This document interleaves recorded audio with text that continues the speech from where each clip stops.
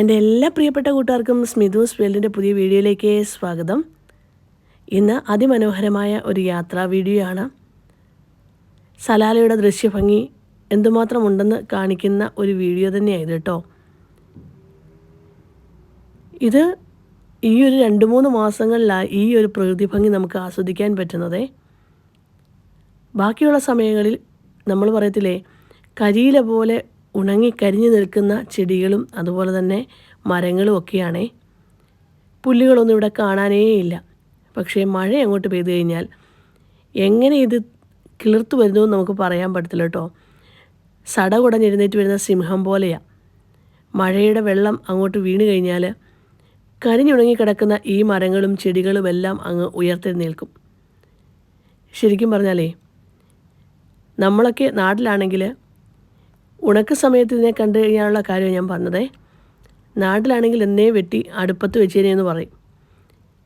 പക്ഷേ അത്രയും കരിഞ്ഞു നിൽക്കുന്ന ചെടികളൊക്കെ എങ്ങനെ ഇത്രയും വീണ്ടും ആക്റ്റീവായി വരുന്നതെന്ന് നമുക്ക് പറയാൻ പറ്റുന്നില്ല. അതുപോലെ തന്നെയാണ് ഈ ഒരു ബോൾസം ഒക്കെ കേട്ടോ. എന്ത് ഭംഗിയാണ് കാണാൻ. നമുക്കറിയാം ബോൾസം എന്നൊക്കെ പറഞ്ഞു കഴിഞ്ഞാൽ അതിൻ്റെ ആ ഒരു സീഡ് എവിടെ വീണാലും അത് കിളിർത്ത് വരും. അത് നമുക്ക് സമ്മതിച്ചു കൊടുക്കാം. അതിങ്ങനെ മണ്ണിനടിയിൽ കിടന്ന് വെള്ളം വരുമ്പോൾ അത് കിളിർത്ത് വരുന്നതാണെന്ന് നമുക്ക് പറയാം.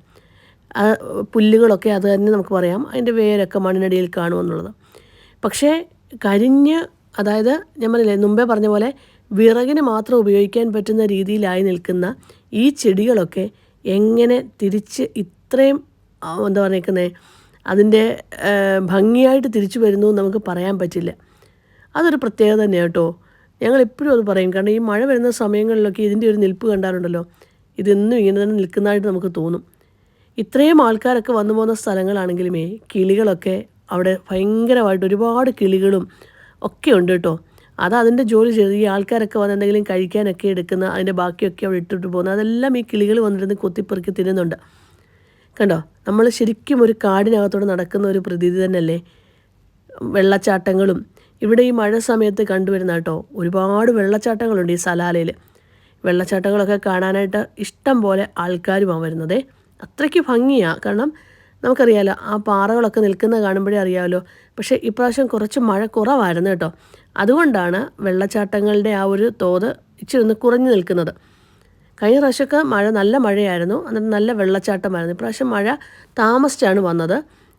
ഇപ്പോൾ ഈ സെപ്റ്റംബർ വരെ നിൽക്കുകയും ചെയ്തിട്ടുണ്ട്. പക്ഷേ എന്നാലും വെള്ളച്ചാട്ടം ഒന്നും അതിൻ്റെ ആ ഒരു പഴയ രീതിയിൽ അത്രയും ശക്തിയോടെ വന്നിട്ടില്ല എന്ന് തന്നെ പറയാം. ഇപ്രാവശ്യം 2-3 ഭാഗങ്ങളിൽ മാത്രമേ ഉള്ളായിരുന്നു വെള്ളച്ചാട്ടം കേട്ടോ. അങ്ങനെ ആ ഒരു പ്രകൃതി ഭംഗി ഞങ്ങളിങ്ങനെ ഒന്ന് നോക്കുകയാണ്. പക്ഷെ ഇവിടെ വേറൊരു പ്രശ്നം എന്ന് പറഞ്ഞു കഴിഞ്ഞാൽ ചെറിയ ചെറിയ ഈച്ചകളുണ്ട്. അപ്പോൾ നമുക്ക് ഒരുപാട് നേരമൊന്നും ഇവിടെ നിൽക്കാൻ പറ്റില്ലേ. ഈച്ചകളൊക്കെ നന്നായിട്ട് നമ്മളെ പൊതിഞ്ഞ് നല്ലതായിട്ട് കുത്തും.